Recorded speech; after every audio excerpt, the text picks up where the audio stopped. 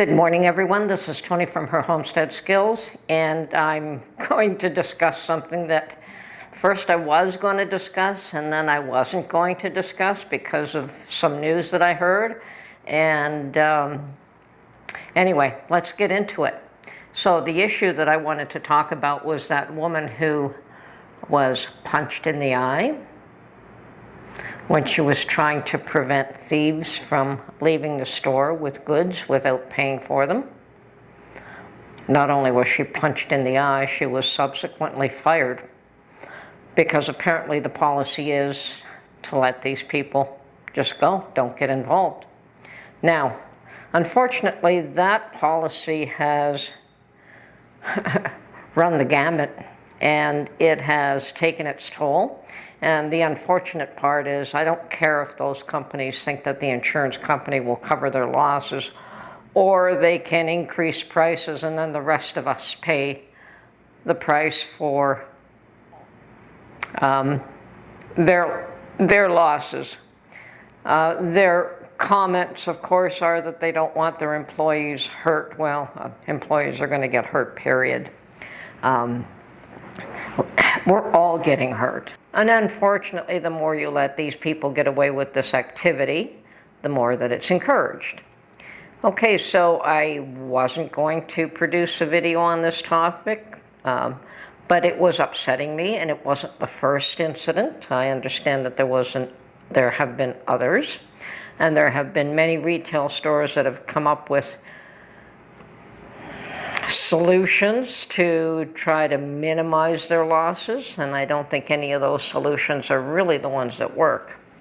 The ones that work is to have these people charged. As long as they are getting away with it, as long as there is a benefit to them doing it, they will continue to do it. Now, today I've also heard, well, the good news is that that woman was offered her job back, and that would be the first in the line of people that have been fired for doing the right thing. And yes, she was doing the right thing, and she paid the price for it. I was going to suggest people should be furious and should not shop there, but the company has done the right thing and has offered her job back, and she has accepted it. So no harm, no foul as far as that one is concerned. But there have been others that have lost their jobs and have not been offered their jobs back for the same actions. Now, the interesting thing that I heard today, to top it all off, was that they are beginning to understand that these are not people who are feeling economic pressures and just want to help themselves to a little bit of financial relief. There are actually cartels behind all of this. Well, wouldn't you know it? So it's an organized crime going after retail outlets because they're an easy mark. Well, wouldn't you know it? I don't care how many chains you put on things. I don't really care what system you try to put in place. Mind you, there is one that I've heard that they will not let people leave stores unless they show a receipt, but I suspect you have to kind of lock doors in that respect. I know Costco, you always have to show a receipt before you leave the building. I always found it irritating, but there seems to be a benefit to it. Now, I have not heard of Costco being ripped off, but I'm sure that they have. I'm sure that all of these retail outlets are feeling the pinch. And if they finally caught on that this is organized crime behind all of this, well, what are they going to do about it? Homeland Security is getting behind it? Okay. Are they going to arrest people that are the ones that are actually perpetrating the crime? Are they going to try and locate who is behind it all and who's supporting it and how the organization works.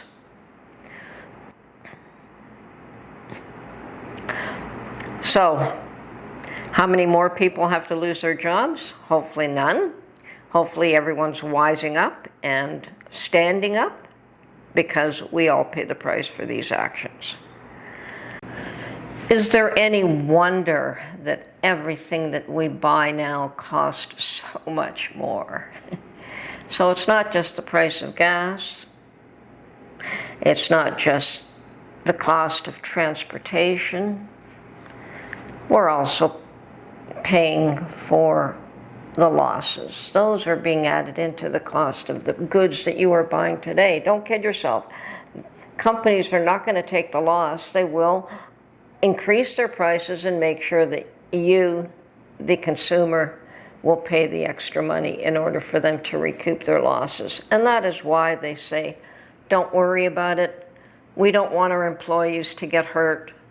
Don't get in the way. Let them do what they want. But that's not working for them, is it?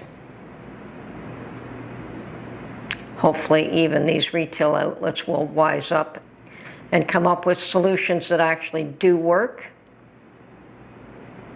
And the first thing would be to make sure that everyone who perpetrates a crime is stopped and charged.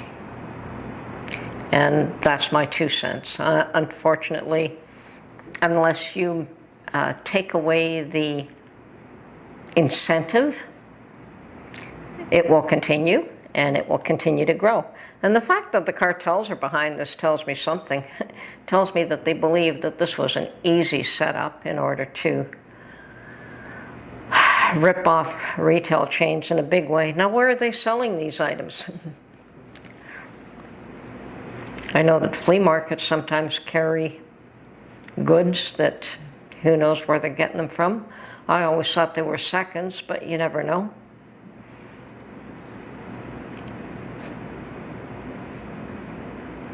You don't know where all these goods are being sold, and that's another thing. Anyone that is caught selling stolen property should also be charged. So there are laws in place to prevent all of this, to minimize it, to bring it under control.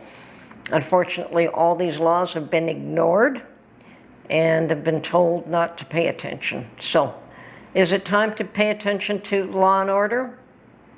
I think so. Anyway, just my 2 cents. I am actually amused that it turns out to be backed by cartels. I'm actually amused because the retailers have just been really foolish, in my mind, to allow this stuff to continue. Anyway, this is Tony from Her Homestead Skills. That's my 2 cents. Anyway, bye for now.